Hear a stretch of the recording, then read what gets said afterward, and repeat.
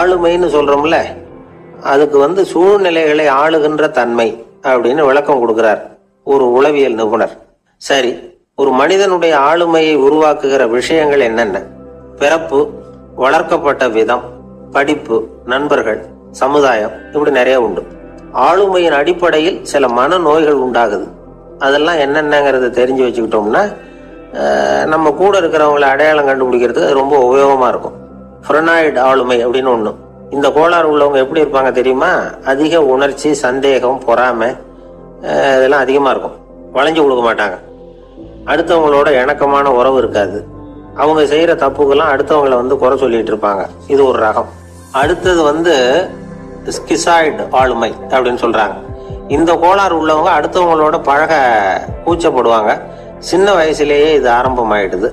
பகல் கனவுலயே சஞ்சரிப்பாங்க. அவங்களுடைய விரோதம், கோபம் இதை கூட வெளியில காட்டிக்க முடியாம இருப்பாங்க. இவங்களுக்கு அகமுகம், பிரச்சனைகள்ல இருந்து ஒதுங்கி எதுலையும் ஈடுபாடு இல்லாதவங்களா இருப்பாங்க. இப்படி ஒரு ரகம். அடுத்தது சைக்ளோதமிக் ஆளுமை அப்படின்னு சொல்றாங்க. அது என்னன்னா, உணர்ச்சிகள்ல ஏற்றத்தாழ்வு அதிகமா இருக்குமா. சில சமயம் பார்த்தா மகிழ்ச்சியா இருப்பாங்க, சில சமயம் சோகமா உட்காந்துருப்பாங்க. அவங்க மனநிலைக்கு தகுந்த மாதிரி சமூக நிகழ்ச்சிகள்ல பங்கெடுத்துக்குவாங்க. இன்னொரு வகை என்னன்னா, எண்ண பீடிகை ஆளுமை அப்படின்னு பேர் வச்சிருக்கிறாங்க. அது இவங்களுக்கெல்லாம் கரெக்டா இருக்கணும். எல்லாம் சட்டத்திட்டம், இதுலயும் ஒரு ஒழுங்குமுறை, இப்படி எதிர்பார்க்கிற மனோபாவம். இவங்க எதிர்பார்ப்புக்கும் வரன்முறைக்கும் மற்றவங்க கட்டுப்படணும்னு நினைப்பாங்க. இந்த நிலைமை நீடிச்சா என்ன ஆகும் தெரியுமா? அலைக்கழிக்கிற எண்ணங்கள் திரும்ப திரும்ப ஒரே செயலை செய்ய தூண்டுற மன தளர்ச்சிக்கு ஆளாயிடுறாங்க. அடுத்தது ஹிஸ்டீரியா ஆளுமை. சின்ன விஷயத்தையெல்லாம் பெருசுபடுத்தி நாடகமாக்குற நடிகர்கள் இவங்க. உணர்ச்சி அதிகம் உள்ளவங்க. இவங்க மன எழுச்சியில பக்குவமின்மை, குழந்தைத்தனம், முதிர்ச்சியின்மை எல்லாம் இருக்கும். தன்னலம் மிக்க குணம். பிறர் தன்னை மட்டுமே கவனிக்கணும்னு நினைச்சு செயல்படுறது, இதெல்லாம் இவங்க அடையாளம். அடுத்த ரகம் எப்படின்னா, வளர்ச்சியற்ற ஆளுமைன்னு சொல்றாங்க. அடுத்தவங்களோட இணங்கி போக முடியாதவங்க. அறிவு, மன எழுச்சி, சமூக உறவு இதுல எல்லாம் போதுமான வளர்ச்சியையும் நிறைவையும் பெற முடியாதவங்க. இவங்களால வாழ்க்கையில முன்னேற முடியாது. பிச்சைக்காரங்க, குற்றவாளிகள், இவங்க கிட்ட எல்லாம் இது மாதிரியான ஆளுமை அதிகமா இருக்குமா. அடுத்தது என்னன்னா, சோர்வுடைய ஆளுமை. எதுலயும் உற்சாகம் இல்லாம சோர்ந்து போயிருப்பாங்க. அதுக்கெல்லாம் நமக்கு வலிமை இல்லப்பா அப்படின்னு சொல்லிட்டு இருப்பாங்க. சின்ன விஷயங்களுக்கெல்லாம் அதிர்ச்சி அடையிறது, வாழ்வின் சுவையை அனுபவிக்க முடியாதவங்க. இன்னொரு ரகம், இது கொதித்தெழும் ஆளுமைங்கிறாங்க. எதுக்கு எடுத்தாலும் ஆத்திரம், குரோதம், வன் செயல் இதுல எல்லாம் ஈடுபாடு, இப்படி உள்ளவங்க. நத்தை வகை ஆளுமை அப்படின்னு ஒண்ணு. அடுத்தவங்க மேல விரோதம் இருக்கும், அடிக்கணுங்கிற எண்ணம் இருக்கும். ஆனா அதை அப்படியே வெளியில காட்டாம அதே சமயம் அமைதியான முறையில வெறுப்பை வெளிக்காட்டுற ரகம். இவங்கெல்லாம் பேசாம கம்முன்னு இருந்துகிட்டே நினைச்சதை நிறைவேற்றிடுவாங்க. முன்ஜாக்கிரதை ஆளுமை அப்படின்னு ஒரு ரகமா. பாதுகாப்பின்மை, சந்தேகம், முழுமையின்மை, அறவேக்காட்டுத்தனம் இந்த மனப்போக்கு அதிகமா இருக்கிறதுனால அகம்பாவம், புடிவாதம், எச்சரிக்கை எல்லாம் அளவுக்கு மீறி இருக்கும். இதுவரைக்கும் நாம பேசிக்கிட்டு இருந்த ஆளுமை பண்புகள் அளவுக்கு அதிகமா போயிட்டுதுன்னா ஆளுமை கோளாறுகள் ஏற்படும். அதன் அடிப்படையில மனவியாதிகள் வருமா. அதனால இணக்கமான, எல்லாரும் விரும்புற இயல்பான ஆளுமையை பெறுவதற்கு நாம முயற்சி செய்யணும் அப்படிங்கிறது மனோதத்துவ நிபுணர்களுடைய ஆலோசனை. ஒருத்தர் ஒரு மனோதத்துவ டாக்டரை தேடிட்டு வந்தாராம். டாக்டர், எனக்கு மனசுல ஏதோ வியாதி, ஆளுமை கோளாறு, அதாவது எனக்கு சீக்கிரமா செத்து போனா தேவையில்லைன்னு தோணுது அப்படின்னாராம். உடனே அந்த டாக்டர், சரி அப்படின்னா இங்கே இருங்க, நான் வைத்தியம் பாக்குறேன் அப்படின்னாராம். ஒரு ஊர்ல ஒரு மன்னர் இருந்தார். ஒரு நாள் அவருடைய அரசவைக்கு ஒரு ஓவியன் வந்தான். அவன் சீனா தேசத்திலிருந்து வந்தவன், தாவோ சிந்தனையாளர். அவன் அங்க மன்னர் முன்னாடி நிக்கிறான். யாரும் செய்ய முடியாத ஒரு காரியத்தை என்னால செய்ய முடியும்னா. இவன் இப்படி சொன்னதை கேட்டதும் ஏற்கனவே அங்க இருந்த அரசவை ஓவியன் ஒருத்தனுக்கு கோபம் வந்துட்டுது.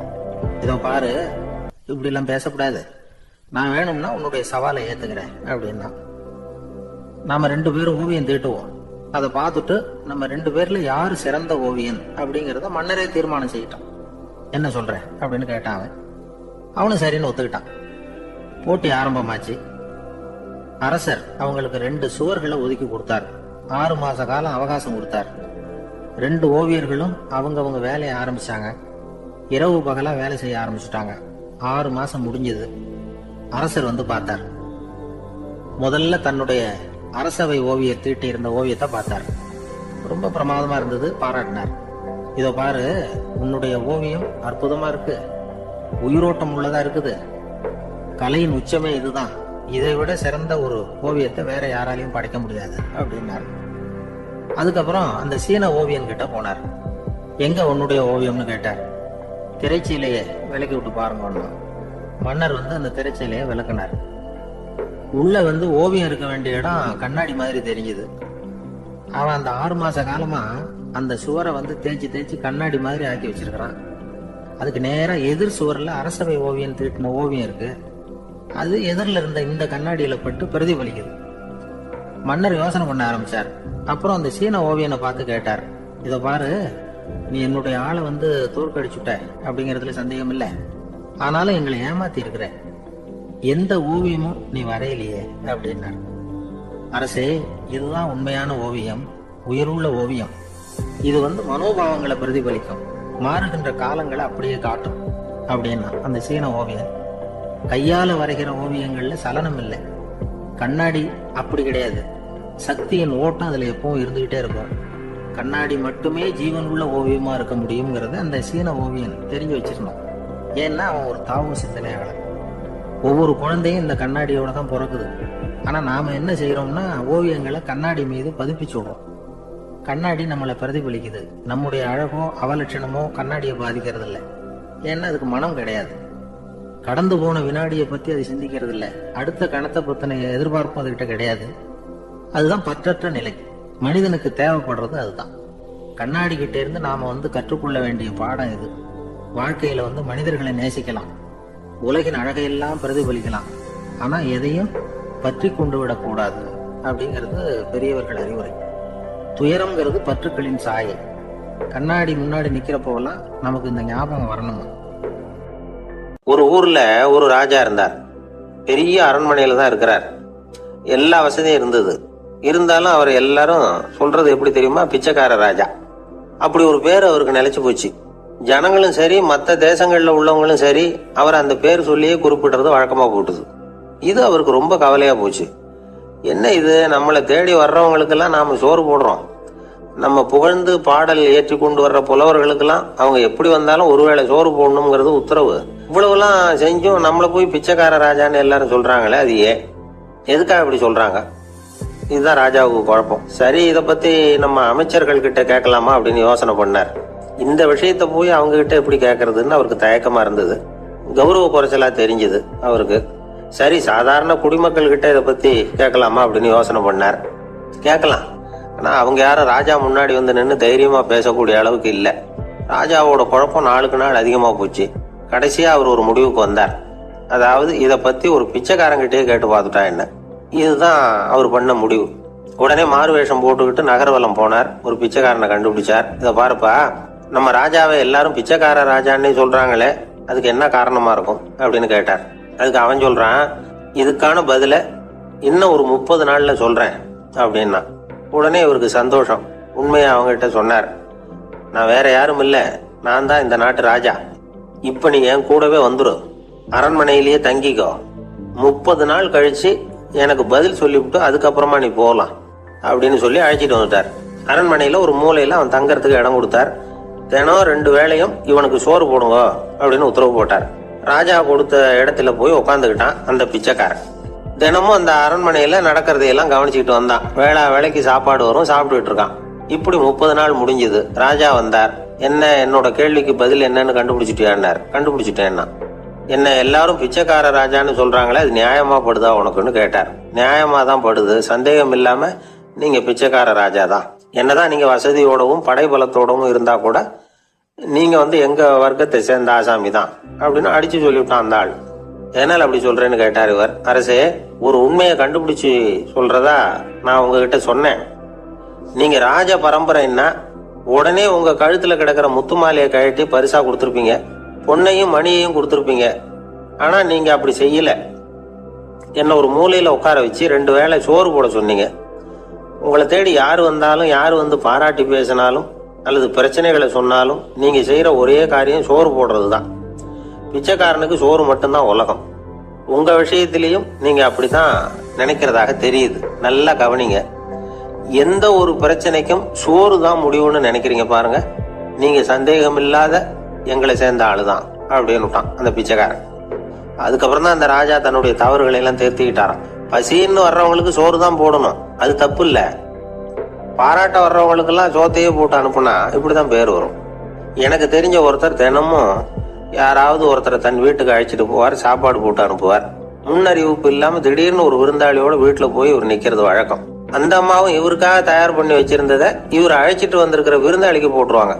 விருந்தாளி சாப்பிட்டுட்டு போனதுக்கு அப்புறம் இவர் மனைவி கிட்ட உனக்கு சிரமம் வேணாம் அப்படின்னு சொல்லிவிட்டு பக்கத்துல உள்ள ஒரு ஹோட்டலுக்கு போய் காசு கொடுத்து சாப்பிட்டுட்டு வந்துருவாரு. பல நாள் இப்படி நடக்கும்.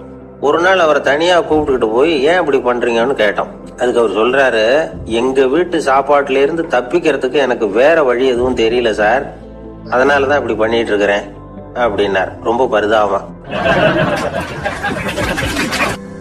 எது ரொம்பவும் கஷ்டமான காரியம் அப்படின்னு கேட்டார் ஒருத்தர். ஒருத்தருக்கு ஒருத்தர் சண்டை போடாம இருக்கிறது தான் ரொம்ப கஷ்டமான காரியம் அப்படின்னு தோணுது. ஒரு நாட்டுக்கும் இன்னொரு நாட்டுக்கும் சண்டை, நாட்டுக்குள்ளேயே ஒரு குரூப்புக்கும் இன்னொரு குரூப்புக்கும் சண்டை. ஏன் சண்டை போட்டுக்கிறீங்கன்னு கேட்டு பாருங்க. நாங்க சமாதானத்துக்காக தான் சண்டை போட்டுக்கிறோம் அப்படிம்பாங்க. வாழறதுக்காக பிறந்த மனுஷன் லட்சியத்துக்காக உயிரை விட தயார் அப்படின்னு சொல்லிட்டு இருப்பான். அப்படி உயிரை விடுறவங்கள நாமளும் பாராட்டுவோம். ஆனா ஒண்ணுமில்லாத விஷயங்களுக்கெல்லாம் சண்டை போடுறவங்களெல்லாம் அப்படிப்பட்டவங்களையும் சரி உயிரை விடுறவங்களையும் சரி என்னன்னு சொல்றது? யுத்தங்களாலேயும் சண்டைகளாலேயும் நாம் அடையிறது என்னங்கிறது ஒரு பக்கம் இருக்கட்டும், இழக்கிறது என்ன தெரியுமா? ஏராளமான உயிர்கள். ரத்தம் சிந்தறதுக்கு நான் தயார் அப்படின்னு மார்தட்டி சொல்லலாம். ஆனா ரத்தம் சிந்தினா உயிர் காத்துக்கிட்டு இருக்க தயார் இல்லை. அதாவது உயிர் நமக்காக காத்துக்கிட்டு இருக்க தயார் இல்லை. இழக்கிற ரத்தத்தை ஈடுகட்டினா தான் உயிரை காப்பாற்ற முடியும். அதனால இது சம்பந்தமா ஆராய்ச்சி செய்யற கட்டாயம் ஏற்பட்டு போச்சு. அதோட விளைவா புதுசா ஒண்ணு கண்டுபிடிச்சிருக்கிறாங்க. அதுதான் செயற்கை ரத்த பொடி. இந்த திடீர் சாம்பார் பொடி, திடீர் ரசப்பொடி, திடீர் காப்பி பொடி இப்படிலாம் சொல்றோம்ல, அது மாதிரி இது திடீர் ரத்த பொடி. இஸ்ரேல் ஒரு சின்ன நாடு, மக்கள் தொகை குறைச்சல், அதோட போர்கள் வேற. அதனால காயம்பட்டவங்களை காப்பாற்றியே தீர வேண்டிய கட்டாயம். காப்பாற்றணும்னா ரத்த இழப்பை தடுக்கணும். அப்படின்னா உடனடியாக புது ரத்தம் செலுத்தி ஆகணும். திடீர்னு ரத்தம் வேணும்னா எங்கே போகிறது? அதுவும் கிடைக்கிற ரத்தம் சேர்ற குரூப்பாக இருக்கணும். ஒரு வேடிக்கை பார்த்தீங்களா, நான் வேற குரூப்பு நீ வேற குரூப்புன்னு இவன் சண்டை போடுறான். இதில் அடிபட்டவனுக்கு ரத்தம் கொடுக்க போனால் அதுலேயும் அது வேற வேற குரூப்பாக இருக்குது. அது ரத்தமும் வேற வேற குரூப்புன்னு சொல்லிட்டு இருக்குது. எந்த குரூப்பு ரத்தம் வேணும்? அது உடனடியாக கிடைக்கலன்னா என்ன பண்ணுறது? இப்படிப்பட்ட கஷ்டம்லாம் நமக்கு வந்துடுது. இதுக்காக தான் விஞ்ஞானிகள் இந்த ரத்த பொடியை கண்டுபிடிச்சிருக்கிறாங்க. அதாவது ஒரு ஆள் அடிபட்டு போட்டான்னு வச்சுங்களேன், அவனுக்கு ரத்தம் கிடைக்கல, உடனே என்ன பண்ணலாம்?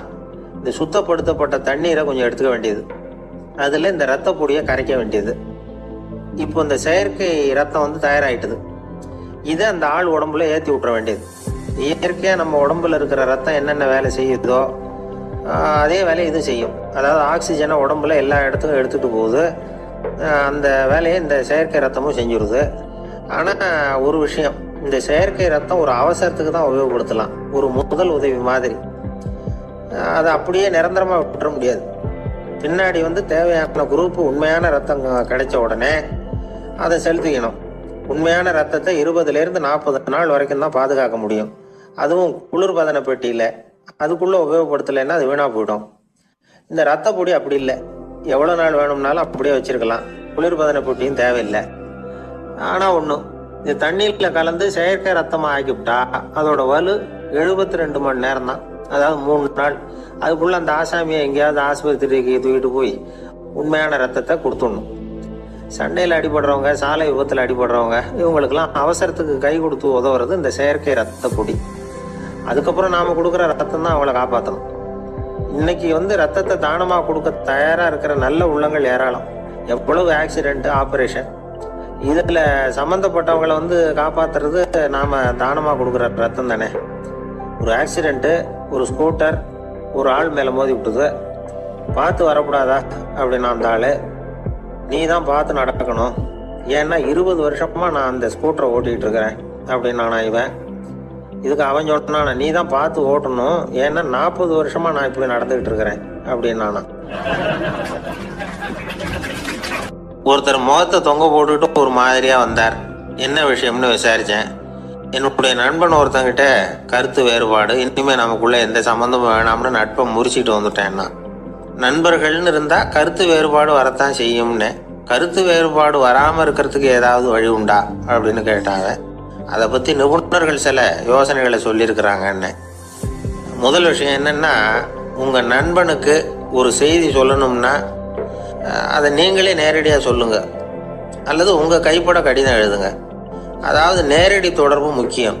அதை விட்டுட்டு இன்னொருத்தர் மூலமா நண்பர்களுக்கு செய்தி அனுப்புனா நீங்க சொல்ற செய்தி அப்படியே போய் சேராது, அது சேதமாயிடும். கூட்டி குறைச்சி சொல்லிவிடுவாங்க, அது குழப்பத்தில் கொண்டாந்து விட்டுரும். இது ஒரு யோசனை. ரெண்டாவது யோசனை என்னன்னா, நீங்க ஒரு நல்ல காரியத்தை செய்யும் பொழுது உங்க நண்பரையும் சேர்த்துக்குங்க, அவருக்கும் அதுல ஒரு ஈடுபாட்டை உருவாக்குங்க. மூணாவது யோசனை, நம்ம பக்கத்துல இருக்கிற நண்பர் மகிழ்ச்சி அடைகிற மாதிரி ஏதாவது செய்யணும். சின்ன சின்ன செயல்களா இருந்தாலும் பரவாயில்ல, அவர் நமக்கு எதுவும் செய்யலையே, நாம எதுக்கு செய்யணும் அப்படின்னு நினைச்சிட்டு இருக்க கூடாது. நாலாவது யோசனை என்னன்னா, உங்களுக்கு ஒரு பிரச்சனையா அல்லது உங்க நண்பருக்கு ஒரு பிரச்சனையா, எதுவா இருந்தாலும் 2 பேரும் சேர்ந்து உட்காந்து ஆலோசனை பண்ணுங்க. நம்ம யோசனையும் கேட்கப்படுதே அப்படிங்கிற நினைப்பே அவருக்கு ஒரு மன நிறைவை உண்டாக்குமா. ஐந்தாவது யோசனை, உங்க நண்பர் ஏதோ ஒரு காரியத்தை செய்கிறார், நீங்க உடனே அவசரப்பட்டு நீ செய்யறது தப்புன்னு தீர்ப்பு சொல்லக்கூடாது. அவர் அதை செய்யறதுக்கான நியாயங்கள் எவ்வளவோ இருக்கும், அதை புரிஞ்சுக்கிறதுக்கு முயற்சி பண்ணணும்.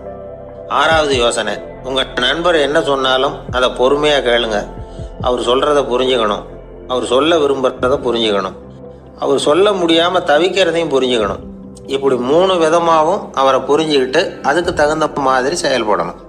ஏழாவது யோசனை என்னன்னா, உங்க நண்பர் உங்ககிட்ட ஏதோ ஒரு கருத்து சொல்றார், அது உங்களுக்கு பிடிக்கல, அதுக்காக உடனே நீ சொல்றது சரியில்லை, நான் ஒத்துக்க மாட்டேன் அப்படின்னு எல்லாம் மறுத்துக்கிட்டு இருக்கக்கூடாது. அவர் சொல்றதை கேட்கணும், பொறுமையா சிந்திக்கணும், அதுக்கப்புறம் பதில் சொல்லணும். இப்படிலாம் நடந்துக்கிட்டா நண்பர்களுக்குள்ள கருத்து வேறுபாடு வர்றதுக்கு வாய்ப்பே இருக்காது அப்படின்னு வல்லுநர்கள் தொகுத்து சொல்லியிருக்கிறாங்க இந்த யோசனைகளை. எனக்கு தெரிஞ்ச சில நண்பர்கள் உண்டு, அவங்களுக்குள்ளேயும் கருத்து வேறுபாடுகள் வராமல் இருக்கிறதுக்கு சில நுட்பங்களை கையாளுறது உண்டு. ஒருத்தர் சொன்னார், அந்த டாக்டர் சின்ன வயசுலேருந்து என் கூட பழகினவர், நாங்கள் 2 பேரும் இணை பிரியாத நண்பர்கள். இருந்தாலும் எனக்கு உடம்பு சரியில்லைன்னா நான் அவர்கிட்ட வைத்தியம் பார்த்துக்க மாட்டேன் அப்படின்னார் ஒருத்தர். ஏன் அப்படின்னு கேட்டேன். எங்கள் நட்பு கெட்டு போடக்கூடாது இல்லையா, அதனால தான் அப்படின்னாரு இவர். உங்க பையன் எப்படி சார் இருக்கான் அப்படின்னு விசாரிச்சார் ஒருத்தர். அவன் என்ன சார், எதை சொன்னாலும் காதில் ஆக மாட்டேங்கிறான், அவன் பாட்டுக்கு போறான் வர்றான் அப்படின்னு சொல்லி அழுத்துக்கிட்டார் அப்பா. பெரியவங்க சொல்றதை சின்ன பிள்ளைங்க கேட்கறது இல்லைங்கிறது ஒரு குறை, பெரியவங்க சொல்றது சின்ன பிள்ளைங்க காதலியே விழறது இல்லைங்கிறது ஒரு குறை. இது கொஞ்சம் சீரியஸான விஷயம், கவனிச்சு பார்க்கணும். ஒரு குழந்தைக்கு காது சரியா கேக்குதா இல்லையா அப்படிங்கிறத நாம தான் கவனிச்சு பார்த்து கண்டுபிடிக்கணும். அதுவா நம்ம கிட்ட தவழ்ந்து அப்பா எனக்கு காது கேட்கல, அழைச்சிட்டு போங்க டாக்டர்கிட்ட அப்படின்னு எல்லாம் சொல்லிட்டு இருக்காது. அது சரி, ஒரு குழந்தைக்கு காது சரிவர கேக்குதா இல்லையா அப்படிங்கிறத முன்கூட்டியே நாம தெரிஞ்சுக்கிறது எப்படி? அதுக்கு சில வழி இருக்கு. உங்க குழந்தைய கொஞ்சம் அப்படி கவனிச்சு பாருங்க. அடிக்கடி ஜலதோஷம், காதுல அரிப்பு ஏற்படுதா, மூக்கு விரிவாகவும், அப்புறம் டான்சில், அடினாய்டு, சத அழற்சி, இது மாதிரி ஏதாவது இருக்கா, வாயிலிருந்து எச்சில் ஒழுகுதா, குழந்தை வாயினால சுவாசிக்குதா, பற்கள் முன்னாடி தள்ளி வளருதா, இதெல்லாம் அதுக்கு அறிகுறி. அப்புறம் இந்த VBDF TH இப்படி இந்த ஒலிகள் சேர்ந்த வார்த்தைகளை குழந்தை சரியா புரிஞ்சுக்காது. இப்போ உதாரணத்துக்கு பட்டுன்னு சொல்லு குழந்தை அப்படின்னீங்கன்னா அது கட்டுன்னு சொல்லும், அதாவது பட்டு சவுண்டை அதால புரிஞ்சுக்க முடியல. அப்புறம் உங்க குழந்தை உங்களை உறக்க பேச சொல்றானா, அடிக்கடி கேள்வி கேட்கறானா, சாப்பிட்றப்போ கவனம் இல்லாம இருக்கானா, படிப்புல போதுமான முன்னேற்றம் இல்லையா, வகுப்புல சரியா கவனிக்கிறது இல்லையா, இப்படிலாம் இருந்தா ஆரம்பத்திலேயே டாக்டர் கிட்ட அழைச்சிட்டு போய் சிகிச்சையை ஆரம்பிச்சுடலாம், குணப்படுத்தி விடலாம். குழந்தைக்கு காது சரியா கேட்கலன்னா நீங்க செய்ய வேண்டியது என்ன தெரியுமா? அவனுக்கு காது கேட்கலங்கிறதுக்காக அவன் முன்னாடி சத்தம் போட்டு பேசக்கூடாது, மெதுவா சீரா பேசணும், அவனை பார்த்து பேசணும். உங்க உதட்டு அசைவுகள் அவனுக்கு உதவும், அதை பார்த்தே புரிஞ்சுக்குவான். நீங்க வாயில வெத்தலை பாக்கு போட்டுக்கிட்டோ புகை பிடிச்சிக்கிட்டோ பேசக்கூடாது. அப்படி பேசினா அவனால அந்த உச்சரிப்பை சரியா புரிஞ்சுக்க முடியாது. ஒரு வார்த்தையை சொல்றீங்க, அவனுக்கு புரியல அப்படின்னா அதே வார்த்தையை மறுபடியும் சொல்லணும். அவனுக்கு நீங்க முதல்ல சொன்ன வார்த்தை புரியலேன்னு நினைச்சுக்கிட்டு மறுபடியும் திருப்பி சொல்றப்போ அதே அர்த்தம் வரக்கூடிய வேற வார்த்தையை சொல்லக்கூடாது. இப்படிலாம் நடந்துகிட்டா அவனுக்கு மன திடத்தை ஏற்படுத்த முடியும். இல்லைன்னா அவனுக்கு தாழ்வு மனப்பான்மை வந்துடும். குழந்தைக்கு காது கோளாறுன்னா ஆரம்பத்திலேயே டாக்டர்கிட்ட அழைச்சிட்டு போனா போதும், குணப்படுத்தி போடலாம். அப்புறம் பாத்துக்கலாமே அப்படின்னு அலட்சியமா இருந்துட்டாதான் கஷ்டம். சில பேர் கோபத்துல சின்ன பிள்ளைங்க காதை பிடிச்சி திருகிறது உண்டு. இது ரொம்ப தப்பு. காது கையோட வந்துட்டா என்ன பண்றது? ஒரு வேடிக்கை கதை, அது கதை தான், நிஜமா நடந்தது இல்லை. அது மாதிரி நடக்கும் நடக்காது, ஒரு வேடிக்கைக்காக சொல்லப்படுற கதை. அதாவது ஒரு வீட்டுல அப்பா அம்மாவை பார்த்து சொல்லிட்டு இருக்காரு, இத பாரு, நாளைக்கு காலையில என்னை சீக்கிரம் எழுப்பி விட்டுரு, நான் செங்கல்பட்டு வரைக்கும் போயிட்டு வர வேண்டியிருக்கு அப்படின்னாராம். இத அவங்க பையன் காதுல வாங்கிட்டு இருக்கான். அப்பாவுக்கு சிரமம் வேண்டாமே அப்படின்னு நினைச்சு அவனே காலையில யாருக்கும் தெரியாம எழுந்திருச்சு புறப்பட்டு செங்கல்பட்டு போட்டான். சாயந்தரமா திரும்பி வந்தான். அப்பா பையனை காணாம அலமோதிக்கிட்டு இருக்கிறார். சாயந்தரமா பையனை பார்த்ததும் எங்கடா போயிட்டு வந்தேன்னு கேட்டார் கோவமா. செங்கல்பட்டுக்கு போயிட்டு வந்தேப்பா, நீ வேணா அலைய வேண்டாமேன்னு அப்படின்னா. எதுக்குடா போனேன்னு அதட்டினார். அதான்ப்பா, நீ நேத்து அம்மா கிட்ட சொல்லிட்டு இருந்த, அதை காதுல வாங்கினேன், உனக்காக நான் போயிட்டு வந்தேன் அப்படின்னா. உடனே எந்த காதுல வாங்கினேன் அப்படின்னு சொல்லி காதை பிடிச்சி திருகினார். அந்த காது கையோட வந்துட்டுது. இது நடந்து கொஞ்ச நாள் கழிச்சு அந்த அப்பாவும் பையனும் கடத்தெருவுல போயிட்டு இருக்கிறாங்க. எதிரில் ஒரு நாய் ஓடி வந்தது. அதுக்கு 2 காதும் இல்லை. என்ன இது, இந்த நாய்க்குட்டிக்கு 2 காதும் இல்லை அப்படின்னாரு அப்பா. அதுக்கு பையன் சொல்றான், அப்பா அது 2 தடவை செங்கல்பட்டுக்கு போயிட்டு வந்திருக்கும் அப்படின்னானா. ஒரு அப்பாவுக்கு 2 பிள்ளைங்க.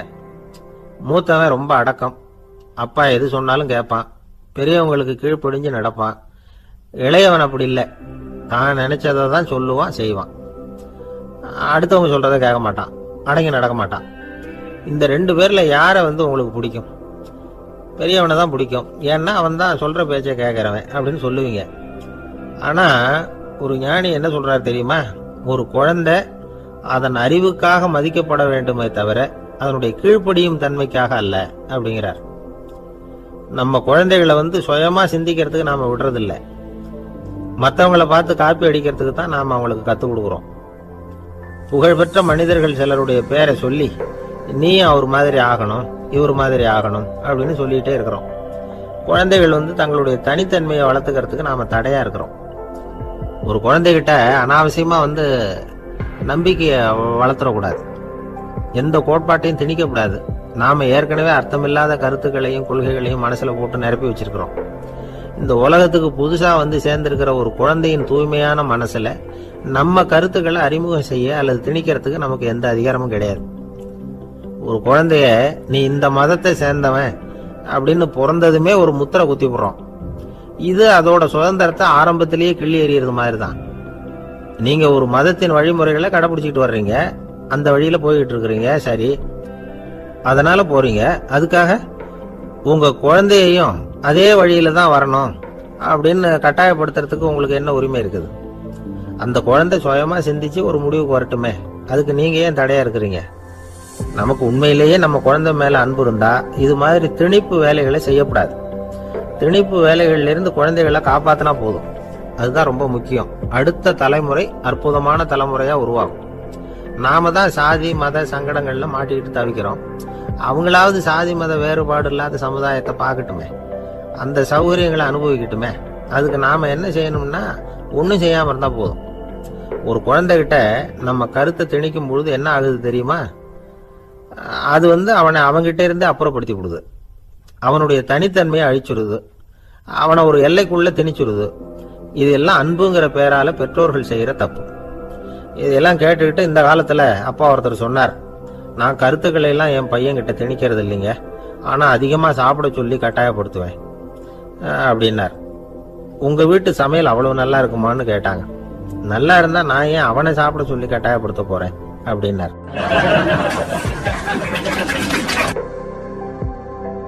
ஒரு நாள் காலை நேரம் ஒரு குரு படுக்கையை விட்டு எழுந்திருக்கிறார்.